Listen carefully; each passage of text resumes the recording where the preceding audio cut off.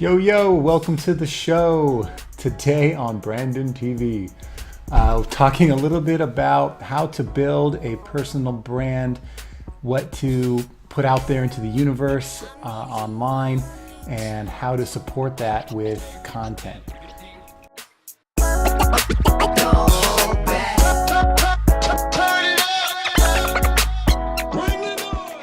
Really topical for me right now. As of yesterday, turned on a new website that promotes my personal brand, which for me, the story is, how do I help other people with marketing advice? So it's my consulting.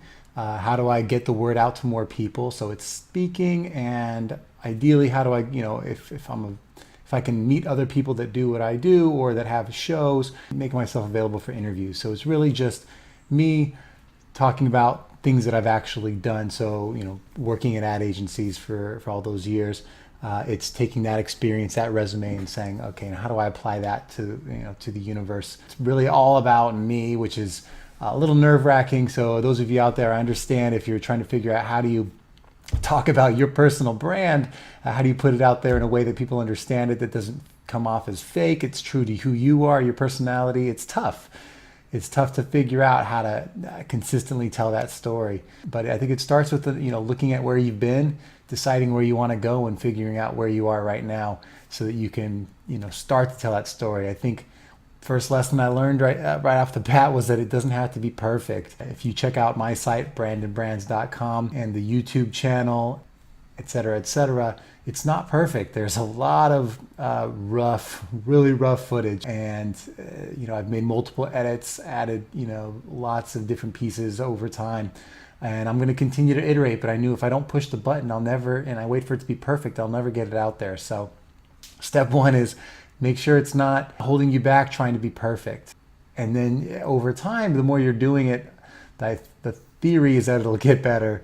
Hopefully it gets better. If it doesn't, we're both in trouble, right? So that was step one. If you look at what is out there and what makes sense for you, can you not only, can you do videos? Are you comfortable writing? Can you rip videos to do audio, or are you more comfortable just talking and recording that audio? Are you better with pictures? All that'll help inform, what you want to put out there and what channels you want to choose to do. So step two is choose your channels and figure out what you're comfortable with.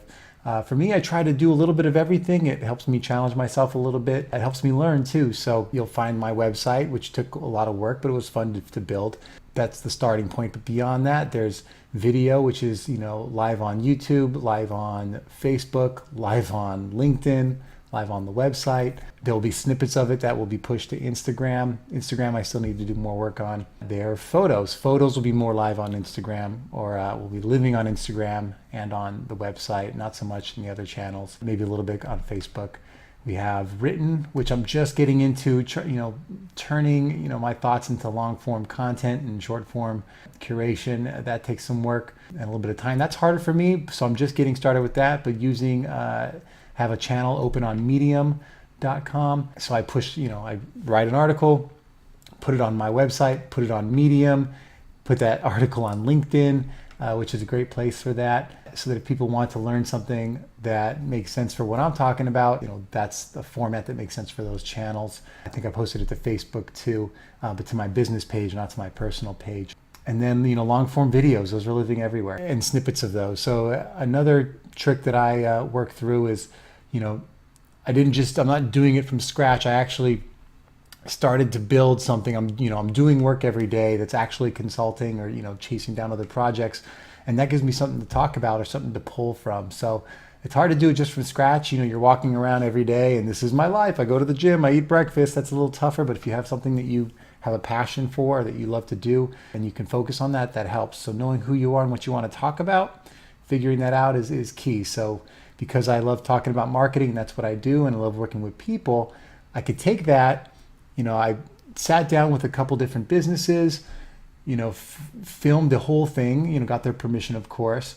And, I have that long form video, which I had to edit down from 2 hours to, 20 minutes. And then I had those 20-minute videos that I had to then edit down again to snippets, to relevant topics, 2-minute, 1-minute videos that were clips that could be, pushed out on their own. So I have that on YouTube as little snippets. I'll take those smaller versions, put them on Instagram too, push them on Facebook, and even shorter clips I'll push to Instagram. But so, the idea is I filmed one thing. The editing is how I get it to the other channels.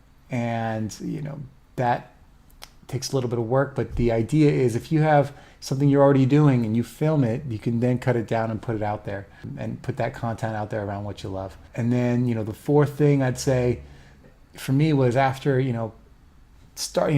building these pieces of content, I had to figure out the right places to put them. I knew the places to put them, but I had to figure out the right way to put them in those places. So what I mean is specifically is you can't just you could just post a video, but you're missing the advantages, right? So what I mean is if you place a video on YouTube, there's a lot of things you can do to it once it's on YouTube. You can add a description in the body that calls out, who you are, what you're talking about, what you're about in general, the other channels that people can find you on. You can ask people to take an action, whether it be go to your website or to subscribe to your channel. So, adding subscriptions to the body of the videos takes a little bit of time, but once you have a template, you can copy and paste it and then dynamically change just a little bit that talks about what the video is about. That takes some time, but that's a critical piece of making it, go further than just posting it. There's tools within YouTube to also add your keywords so that when people are searching for topics, that what you're talking about gets found. So make sure you're taking advantage of those keywords. You could add, it's a very simple tool that you can add things at the end of your video to, subscribe to your channel. It's a little box. You click it, it has your face on it.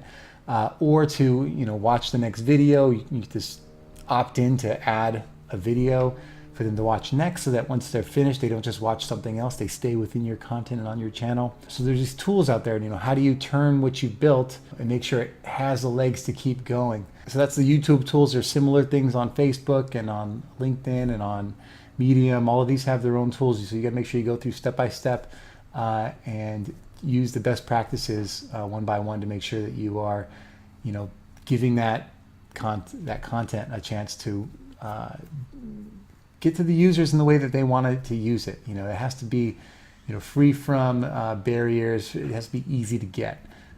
And then, so those are the main few things I did. And then, I had the confidence to push it live. It is scary to put all your stuff out there and be vulnerable. And I don't mean vulnerable as in, you're talking about something that's personal. You can do that. But I mean vulnerable as in just even if you're confident in all your content, that it's out there to be judged is scary. So that takes a little bit of confidence, but just know that if you're passionate about what you do, someone it'll resonate with, and it doesn't have to resonate with everybody. If there's 4 people that love it, and that's fine, and that's what matters. It's those 4 people engage with it. I bet you it's more than 4. I bet you it's a lot more than that, depending on what you're talking about. So create the content as if it's for them, and it should start to resonate with the right people. And I'd say the last thing to think about is what do you want to accomplish?